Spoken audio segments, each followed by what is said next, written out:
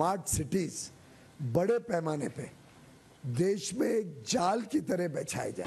इस industrial smart cities townships इस देश के अलग अलग राज्यों में अब शुरू हो गई हैं, हो जाएंगी।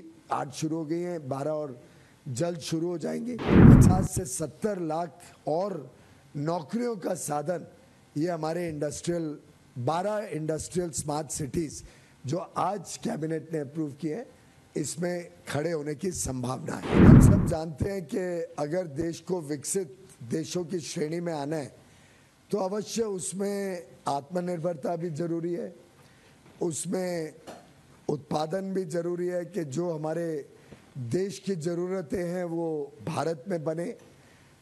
उसमें अंतर्राष्ट्रीय व्यापार भी बहुत अवश्य होता है कि निर्यात में भी हम अपना परचम फैलाएं और निर्यात में किस प्रकार से भारत जो $2 ट्रिलियन का हमने एक इंटरमीडिएट लक्ष्य अगले 6 साल में 2030 तक जो $2 ट्रिलियन का लक्ष्य, जिसमें $1 ट्रिलियन उत्पादन होगा, $1 ट्रिलियन सेवा के क्षेत्र में होगा, इसको भी पूरा करें। तो अगर हमें देश के युवा युवतियों की आशा अपेक्षाओं को पूरा करना है, देश के युवा युवतियों को नए रोजगार के अवसर, नए व्यापार उद्योग के अवसर देने हैं, उद्यमी बनाना है, स्टार्टअप्स को प्रोत्साहन देना है, हमारी बहनों महिलाओं को आर्थिक गतिविधियों के साथ जोड़ना है, तो देश में मैन्युफैक्चरिंग को बल मिले, उसमें गति आए, ये अति आवश्यक है। और उसको मद्देनज़र रखते हुए ये निर्णय लिया गया कि इंडस्ट्रियल स्मार्ट सिटीज बड़े पैमाने पे देश में एक जाल की तरह बिछाए जाए। आप सब जानते हैं प्रधानमंत्री अटल बिहारी वाजपेयी जी ने गोल्डन क्वाड्रिलेटरल जब बनाया था तो पूरे विश्व में एक पहचान बनी भारत की कि अब अंतर्राष्ट्रीय स्तर का इंफ्रास्ट्रक्चर भारत में, देश के चारों कोने एक दूसरे से जुड़ गए हैं। आज देश के अलग अलग विभागों में भी आधुनिक इंफ्रास्ट्रक्चर लोगों को मिल सकता है। प्रधानमंत्री मोदी जी ने अपने 10 साल के कार्यकाल में इसी प्रकार से देश के कोने कोने को जोड़ने के लिए कनेक्टिविटी बढ़ाना, सोच बदलना, एक देश की सोच, एक देश की कल्पना को और प्रस्थापित करना। और ये सिर्फ आर्थिक नहीं, लगभग हर संभव विषय में देश को जोड़ना, देश की एकता अखंडता को सुरक्षित रखना, देश में जो लाभ पहुंचता है वो कोने कोने तक पहुंचे, फिर वो चाहे रोजमर्रा की जरूरत है क्यों ना हो। आखिर अगर अनाज हमें कोविड के समय भी पहुंचाना था देश के कोने कोने तक, तो जो तू पहुंचा। और हमें गर्व है भारत को कि दुनिया आज पहचान भारत की बना चुकी है कि पूरे कोविड में जब दुनिया सोचती थी भारत में तो बड़ी समस्या होगी, एक व्यक्ति को रात को भूखा नहीं सोना पड़ा।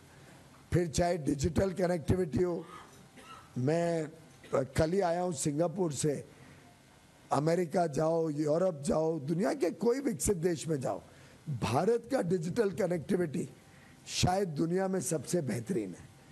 बिजली का क्षेत्र देख लो, किसने सोचा था घने जंगलों में, पहाड़ों के ऊपर, रिमोट एरियाज में, बॉर्डर विलेजेस में बिजली पहुंचेगी। मोदी जी ने कहा पहुंचानी है तो हर गांव हर घर तक पहुंचेगी और कोई पीछे ना रह जाए।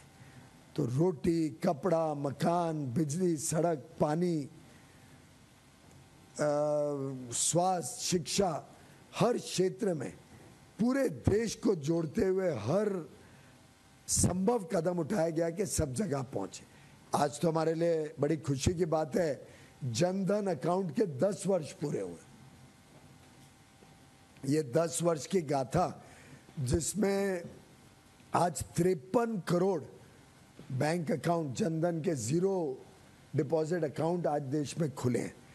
अभी मैं पढ़ रहा था, माननीय वित्त मंत्री ने और 3 करोड़ अकाउंट खोलने का इस साल निर्णय लिया। अब मुझे पता नहीं आप लोगों में कितना इसकी चेतना जागृत हुई है कि ये कितना महत्वपूर्ण निर्णय था जो अगस्त 2014 में प्रधानमंत्री जी ने लागू किया। क्योंकि अगर जनधन अकाउंट के माध्यम से हर घर और अब तो लगभग हर नागरिक का अपना खुद का बैंक अकाउंट नहीं होता, तो ये जो कल्पना से बाहर काम हुए हैं 10 वर्ष में, ये शायद नहीं हो पाते। आज डायरेक्ट बेनिफिट ट्रांसफर से 35 लाख करोड़ रुपए पहुंचाना बिना भ्रष्टाचार, बिना बिचौलिए, पारदर्शी तरीके से हर लाभार्थी तक, ये संभव नहीं होता।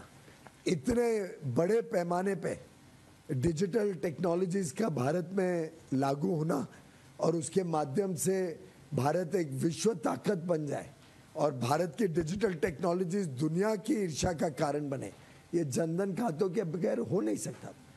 पर प्रधानमंत्री जी स्वयं मॉनिटर करके, और ये मैंने मेरे बीट जर्नलिस्ट को तो पता है, मैंने कई बार बताया भी है, कैसे प्रधानमंत्री जी रोज सुबह 9 बजे, रोज सुबह अगस्त 2014 से जनवरी तक जो पहला चरण था, रोज सुबह मॉनिटर करते थे आज कितने खाते खुले, कहाँ पे अच्छा चल रहा है, कहाँ कमज़ोर है, जहाँ अच्छा चल रहा है उनको प्रोत्साहन देना, जहाँ कमज़ोर है उनकी समस्या समझ के उनको बढ़ाना। तो एक प्रकार से सरकार की पहचान रही है कि पूरे देश में बहुमुखी विकास हो। ये मैं इससे परिप्रेक्ष्य दे रहा हूँ कि आज का निर्णय एक बहुत अहम कड़ी इस दृष्टिकोण से देखने की आवश्यकता है। देश के कोने कोने में जब इंडस्ट्रियल सिटीज़ बनेंगी, स्मार्ट सिटीज़ बनेंगी, और जो 11 इंडस्ट्रियल कॉरिडोर हमने निर्धारित किए हैं, वो एक प्रकार से गोल्डन क्वाड्रिलैटरल की तरह पूरे देश को कवर करते हैं। 11 इंडस्ट्रियल कॉरिडोर। अब एक एक कॉरिडोर में राज्य सरकारों से वार्तालाप करके, विचार विमर्श करके हम इंडस्ट्रियल सिटीज़ या मल्टी मॉडल लॉजिस्टिक्स हब्स या मल्टी मॉडल ट्रांसपोर्ट हब्स खड़े कर रहे हैं। और ये जो जाल अब बिछ रहा है, अभी तक 4 प्रोजेक्ट्स तो बहुत तेजी से लग चुके हैं, 4 पे काम शुरू हो गया है, और आज माननीय वित्त मंत्री ने 2 प्रोजेक्ट और कैबिनेट ने 10, ऐसे 12 और प्रोजेक्ट्स तय करके, अप्रूव करके 20 इंडस्ट्रियल स्मार्ट सिटीज, टाउनशिप्स इस देश के अलग अलग राज्यों में अब शुरू हो गई हैं, हो जाएंगी। 8 शुरू हो गई हैं, 12 और जल्द शुरू हो जाएंगी।